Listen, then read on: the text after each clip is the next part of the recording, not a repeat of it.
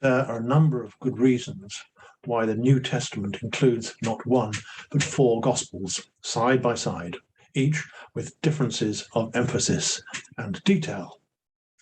There are also good reasons why the differences between them are there, and it's good to be aware of this, for it helps us have a better idea of how and why the Gospels were written down, and for whom.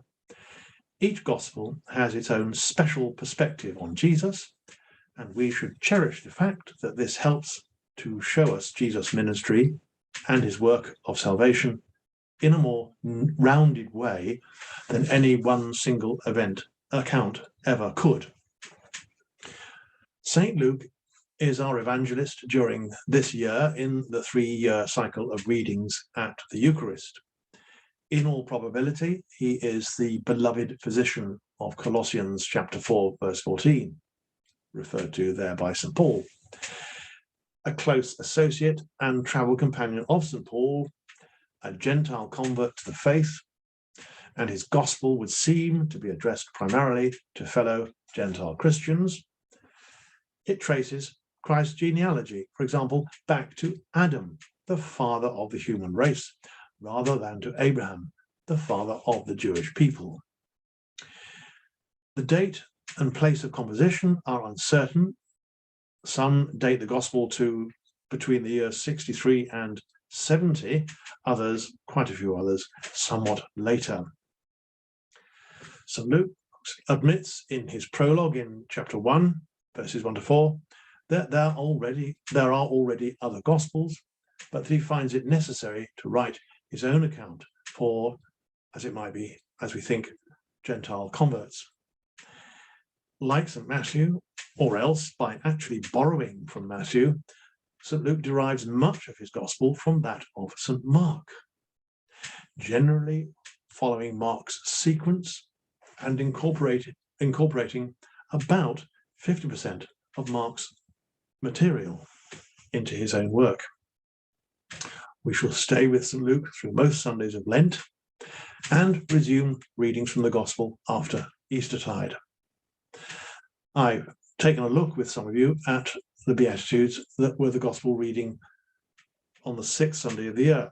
I'd now like to turn to the special character of the third Gospel and its contribution to the 4 Gospel canon of the New Testament. Though St. Luke was surely acquainted with Matthew's Gospel and made good use of it, he is selective, for he has access to other sources he wishes to include, and at roughly 19,400 words in total, the Gospel would comfortably fit on a single papyrus scroll at its maximum length of 35 feet. What matters for us just now, though, is how Luke made use of the material he had to hand and to what purpose. Luke's Greek is elegant and polished, especially in contrast to the rough-hewn Greek of St. Mark's Gospel. St. Luke's Gospel and its companion book, the Acts of the Apostles, are dedicated to a certain Theophilus.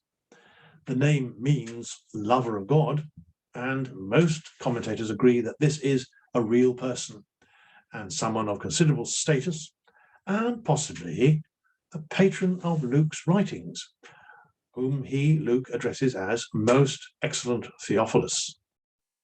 Luke's Gospel contains much that is special to it, as I've already hinted. It gives details of Jesus' infancy found in no other Gospel.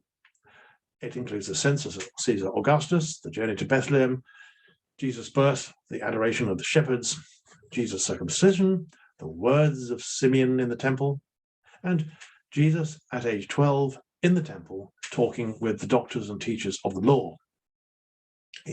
Luke's is also the only Gospel to give an account of the ascension of Christ.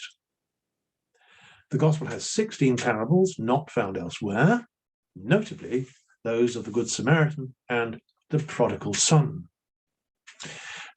Luke is sympathetic to women, as for example in the parable of the unjust judge, And there is a clear emphasis on compassion in Jesus' treatment of others and in his teaching, reflected in St. Luke's version of the Beatitudes. This emphasis on compassion extends to including in the crucifixion story Jesus' promise of paradise to the repentant thief in chapter 23, verses 39 to 43. St. Luke depicts Jesus at prayer more often than any other of the Gospels. After his baptism in chapter 3, Jesus is at prayer when the heavens open and the Holy Spirit descends upon him in form like a dove, and the Father's voice declares, "You are my Son, the beloved, with you I am well pleased." In chapter 6, Jesus spends a night on the mountain in prayer before choosing his disciples. In chapter 9, he is praying alone, but with his disciples nearby, and when he asks them who he is, Peter declares to him that he is the Christ of God, i.e., that is to say, the Messiah of God, the Anointed One. In the same chapter, Jesus is at prayer 8 days later when he is transfigured in the presence of Peter, James, and John. In chapter 11, the disciples ask him, as also in Matthew, to teach them to pray. And Jesus responds with the essentials of the Lord's Prayer, slightly different from the Matthean version we now use in the prayer of the Church. St. Luke emphasizes the work of the Holy Spirit, especially in the infancy narratives. Luke in chapter 1 of his Gospel has the Annunciation of the angel Gabriel to Mary, telling her of the power of the Spirit's overshadowing her, by which she will conceive. Luke tells of Elizabeth and Zechariah, also in chapter 1, and Simeon in chapter 2, each being filled with the Holy Spirit. Then at the Jordan, John the Baptist declares in chapter 3 that Jesus would baptize with the Holy Spirit. In chapter 4, Jesus returns from the Jordan, full of the Holy Spirit, and is led by the Spirit into the wilderness. So Mark's Gospel has that he is driven by the Spirit into the wilderness. It is St. Luke in chapter 12 that includes the warning that blasphemy against the Holy Spirit cannot be forgiven, and the promise in chapter 12 that the Spirit will enable those who are brought before tribunals to speak in their defense. St. Luke is a master of narrative. He paints vivid word pictures in his polished Greek which stick in the mind, for example, in his presentation of many of the parables. He presents as a humble and gracious author whose interest spans people of wide social groupings and ethnic backgrounds, especially women whom he treats with genuine respect. Luke sees history in a theological perspective. He never claims to be an eyewitness to what he reports in his gospel, though in the second half of the book of the Acts, he begins to use we, our, and us, implying that he had joined St. Paul during at least certain phases of his missionary journeys. St. Luke's gospel is also unique in its perspective. Although it resembles the other two synoptic gospels, Matthew and Mark, in its treatment of the life of Jesus, it goes beyond them by widening its perspective to consider God's overall historical purpose and the place of the church within it. With its companion book, the Acts of the Apostles, the author of St. Luke portrays the church as God's instrument of redemption on earth in the historical period between the death of Christ and the second coming. It's surely for this reason that throughout the 3-year cycle of Sunday readings, during Eastertide, the first reading is always from the book of the Acts in place of an Old Testament reading, such as we have throughout the rest of the year. For the rest of the year, the Hebrew Scriptures are read not only for their own sake, but also and especially to pave the way for the good news in the Gospel.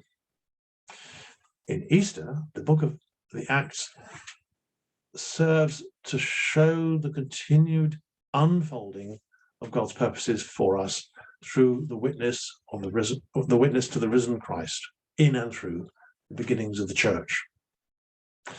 The two books that make up this composite creation, Luke, Acts, provide us with the first historical theology, outlining God's purposes through three historical periods: those of the law and the prophets, lasting from ancient Israel to the time of St. John the Baptist, the period of Jesus' ministry, and finally the epoch of the church's mission from the ascension to the eventual return of Christ.